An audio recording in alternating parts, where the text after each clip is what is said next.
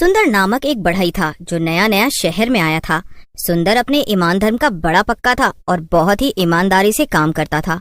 शहर आने के बाद उसे कई सारे बढ़ई मिले थे जो कि उसे सिखाते थे कि कैसे थोड़ा बहुत हेरा फेरी करके वो ज्यादा पैसे कमा सकता है। लेकिन सुंदर सीधे रास्ते से पैसा कमाना ही सही समझता था। एक दिन सुंदर अपनी दुकान पे काम कर रहा था कि तभी वहाँ कुछ लोग बड़ी गाड़ी लेकर आए। गाड़ी में से एक आदमी निकला जो सूट बूट पहन कर आया था। उसके साथ में 2 और कर्मचारी भी थे। क्यों भाई, यहाँ तुम्हें पहले तो कभी नहीं देखा, नए आए हो क्या? जी साहब, हमारा गांव यहाँ से बहुत दूर है और हम वहीं से आए हैं यहाँ पर काम करने के लिए। ठीक है, ये हमारे मालिक है। ये पास में ही एक नया पार्क बनवाने जा रहे हैं, तो उस पार्क में जितनी भी बेंच होगी वो हमें लकड़ी की बनवानी है और पार्क के झूले भी बनवाने हैं। तो तुम बताओ, हमारे लिए काम करोगे? जी साहब, जी जी बिल्कुल। ये तो आपका बड़प्पन है कि आप मुझसे इतने बड़े पार्क का काम करवाएंगे। हाँ ठीक है, हम तुम्हें काम तो दे रहे हैं, मगर ध्यान रहे कोई भी लापरवाही नहीं होनी चाहिए। और हाँ, पार्क बनवाने के लिए जो भी सामान की जरूरत पड़ेगी वो हम भिजवा देंगे। जी ठीक है साहब। और हाँ, कोई भी कमी नहीं आएगी काम में, आप बेफिक्र रहिए। फिर अगले ही दिन से सुंदर पार्क के काम में लग जाता है। उसके लिए एकदम से इतना बड़ा काम मिलना तो मानो किस्मत के खुल जाने जैसा था। उसे ये उम्मीद हो गई थी कि अब उसे अच्छा काम मिलता रहेगा। वो पार्क के लिए बेंचें बना रहा था कि तभी उसे नजर आया कि बेंच बनाने वाली लकड़ी में दीमक लगी हुई है। अरे ये क्या, इन लकड़ियों में तो दीमक लगी हुई है। लगता है इन लोगों ने ध्यान नहीं दिया और गलती से ये दीमक वाली लकड़ी आ गई। चलो मैं अभी चलकर बता देता हूँ। सुंदर पार्क के मालिक के कर्मचारियों के पास गया और उनसे बोला, अरे भाई देखिए, आप लोगों से जरा सी गलती हो गई है। आपने ये जो लकड़ी भिजवाई है ना बेंच बनाने के लिए, इसमें तो दीमक लगी हुई है। हाँ तो हम क्या करें? ये आप कैसी बातें कर रहे हैं? अगर लकड़ी खराब है तो हम उसका इस्तेमाल नहीं कर सकते हैं ना, हमें लकड़ी बदलनी पड़ेगी। अच्छा, और वो भला क्यों? अरे अगर इस खराब लकड़ी से बेंच बनाई तो उसके टूट जाने का खतरा हमेशा बना रहेगा। इससे लोगों को चोट भी लग सकती है। अरे भाई, ऐसा जरूरी तो नहीं है ना कि लकड़ी टूट ही जाए और किसी को चोट लग ही जाए। अरे हमारे घरों में भी तो लकड़ी का फर्नीचर रहता है और उसमें भी कई बार दीमक लग जाती है, तो क्या इससे किसी को चोट लगती है? अरे पर देखो, ये परवर मत करो। अगर तुम्हें काम नहीं करना है तो हमें बता दो, हम किसी और को काम दे देंगे। अरे नहीं नहीं, किसी और को क्यों दे देंगे, मैं हूं ना, मैं ही करूंगा। हाँ तो जाओ और करो ना, यहाँ पर खड़े खड़े समय क्यों बर्बाद कर रहे हो? देखो, ये पार्क का काम जल्दी से जल्दी खत्म हो जाना चाहिए, क्योंकि हमारे मालिक को विदेश निकलना है और वो चाहते हैं कि पार्क का उद्घाटन करके ही वो विदेश जाएं। अच्छा ठीक है। सुंदर वापस से अपना काम करने में लग गया। अगले दिन से किसी न किसी चीज में कोई न कोई कमी जरूर निकल रही थी और अब ये बात आम ही हो गई थी। सुंदर कई बार तो कर्मचारियों को टोक देता था, लेकिन उनके जवाब सुनकर वो खुद ही समझ जाता था। उसे भी शहर आए अभी कुछ ही वक्त हुआ था और उसे पैसे की जरूरत भी थी, इसलिए वो ज्यादा कुछ बोले बिना चुपचाप अपना काम कर रहा था। ये शहर के लोग भी ना कैसे कैसे होते हैं, एक पार्क बनाने के काम में भी इतनी मिलावट और गड़बड़ी कर रहे हैं। न जाने इनका क्या होगा। खैर, मैं इस बार तो ये काम कर दे रहा हूँ, लेकिन आगे से कभी भी ऐसे किसी काम को हाथ में नहीं लूंगा।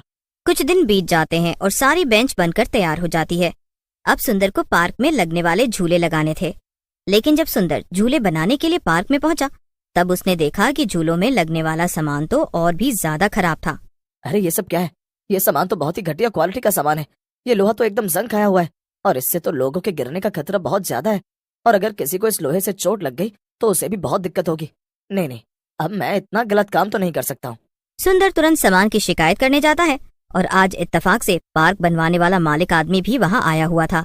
उसका नाम ब्रजेश था। साहब, अच्छा वो आप खुद आ गए। मैं आपको बहुत जरूरी बात बताना चाहता हूँ। ये लोग पार्क में लगाने के लिए बहुत ही खराब सामान लेकर आए हैं। ऐसे तो लोगों की जान को भी बहुत ज्यादा अरे ब्रजेश, क्या तुम भी, तुम्हें सामान से इतना लगाव क्यों है? अरे तुम्हारा काम है झूले और बेंच बनाना, अब उसमें कौन बैठता है और कौन गिरता है उससे तुम्हें क्या लेना देना है? तुम अपने काम पे ध्यान दो ना। नहीं, मेरा भी एक परिवार है, बच्चे हैं, और अगर मैं किसी और के बच्चों को तकलीफ पहुंचाऊंगा तो भला मैं कैसे खुश रह पाऊंगा? मुझे ये सब नहीं करना है। अब आपको जिससे काम करवाना है करवा लीजिए, मगर याद रहे इस पार्क में आने वाले हर एक इंसान को मैं बता दूंगा कि कैसे अंदर उन्हें खतरा है, फिर अपने आप ये पार्क बंद हो जाएगा।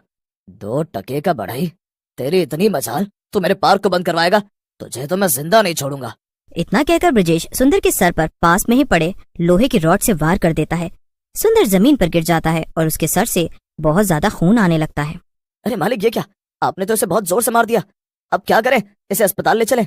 नहीं नहीं, अब तो वैसे भी इसे काफी तेज लग गई है, इसका बचना वैसे भी मुश्किल ही है। तो अब इसे यहाँ से अस्पताल तक ले जाकर और तकलीफ क्यों दे? जब इसे मरना ही है तो यहीं पर मर जाने दो ना। ब्रजेश की बात सुनकर सभी कर्मचारी हैरान हो जाते हैं और एक दूसरे को देखने लगते हैं। चलो चलो, जरा जल्दी करो, मेरे पास ज्यादा टाइम नहीं है। अरे ये इतना बड़ा पार्क है, यहीं कहीं से अच्छी सी जगह देखकर दफना दो।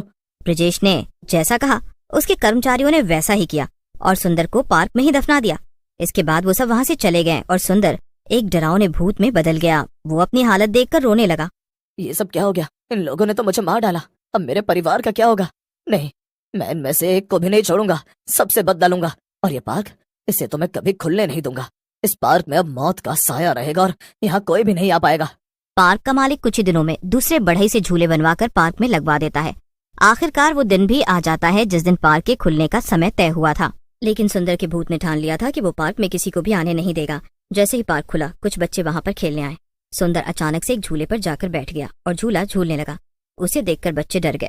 सभी बच्चे डर के मारे पार्क छोड़कर भाग गए और अब जो कोई भी पार्क में आता, सुंदर उसे डरा धमकाकर भगा देता। लेकिन सुंदर का असली मकसद तो कुछ और ही था। 3 दिन हो गए और मैंने अभी तक किसी को भी पार्क में आने नहीं दिया है।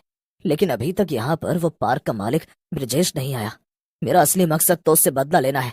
पता नहीं ये खबर उस तक पहुंची भी है कि नहीं कि इस पार्क में भूत का साया है। सुंदर का भूत खुद से बातें कर ही रहा था कि तभी वहां पर वो दोनों कर्मचारी आ गए जो ब्रजेश के लिए काम करते थे।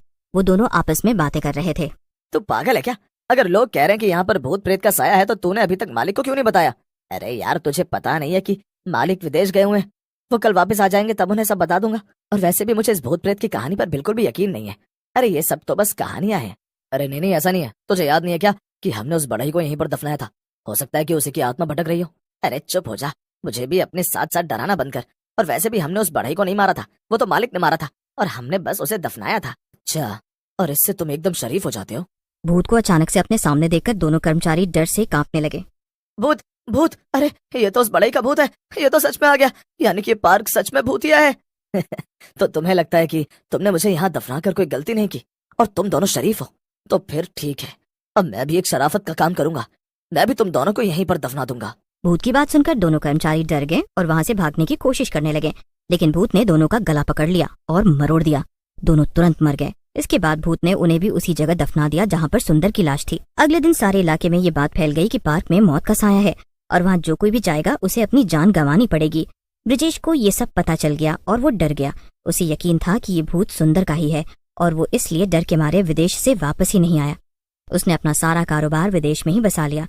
सुंदर के भूत का बदला अभी भी अधूरा था। तो क्या सुंदर अपना बदला पूरा कर पाएगा? ये जानने के लिए मिलते हैं कहानी के अगले भाग।